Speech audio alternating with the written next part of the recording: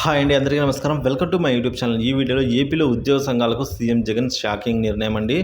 So ఆ వివరాలు ఏంటో ఈ వీడియోలో తెలుసుకుందాం. వీడియో అయితే ఎక్కడైనా స్కిప్ చేయకుండా ఎండ్ వరకు చూడడం ద్వారా ఇన్ఫర్మేషన్ అనేది పూర్తిగా అర్థమవుతుంది. అలాగే వీడియో నచ్చినట్టయితే ఒక లైక్ చేయండి. ఇంకా సబ్స్క్రైబ్ చేసుకున్నట్టయితే మన ఛానల్ సబ్స్క్రైబ్ చేసుకోవడం ద్వారా నేను చేసే ప్రతి ఒక్క వీడియో మీ వరకు అయితే రీచ్ అవుతుంది.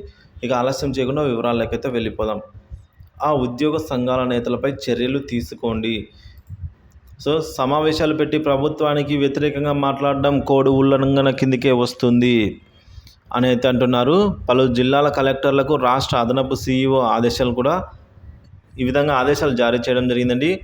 మరి సాధారణ ఎన్నికల నేపథ్యంలో ప్రత్యేకంగా సమావేశాలు ఏర్పాటు చేసి రాష్ట్ర ప్రభుత్వానికి వ్యతిరేకంగా మాట్లాడుతున్న ఉద్యోగ సంఘాల నేతలపై వెంటనే చర్యలు తీసుకోవాలని పలు జిల్లాల కలెక్టర్లకు రాష్ట్ర అదనపు ప్రధాన ఎన్నికల అధికారి పి కోటేశ్వరరావు ఆదేశాలు జారీ చేశారు. ఆంధ్రప్రదేశ్ ప్రభుత్వ ఉద్యోగుల అసోసియేషన్ రాష్ట్ర అధ్యక్షులు కె సూర్యనారాయణతో పాటు మరికొంతమంది ఉద్యోగ సంఘాల నేతలు జిల్లా వ్యతిరేక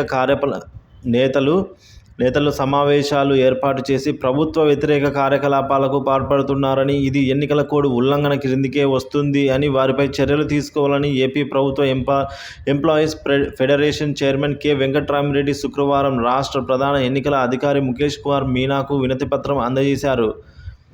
ప్రభుత్వానికి వ్యతిరేకంగా ఆయా సంఘాల నేతలు మాట్లాడినట్లు పత్రికల్లో వచ్చిన వార్తల క్లిప్పింగ్స్ను కూడా అందించారు. సో ఈ నేపథ్యంలో కె సూర్యనారాయణతో పాటు ఆయా సమావేశాల్లో పాల్గొన్న ఉద్యోగ సంఘాల నేతలపై వెంటనే చర్యలు తీసుకోవాల్సిందిగా వైఎస్ఆర్, విజయనగరం, విశాఖపట్నం, గుంటూరు, ఎన్టీఆర్, అనంతపురం, ప్రకాశం జిల్లాల కలెక్టర్లకు రాష్ట్ర అదనపు సీఈఓ మెమో జారీ చేశారు.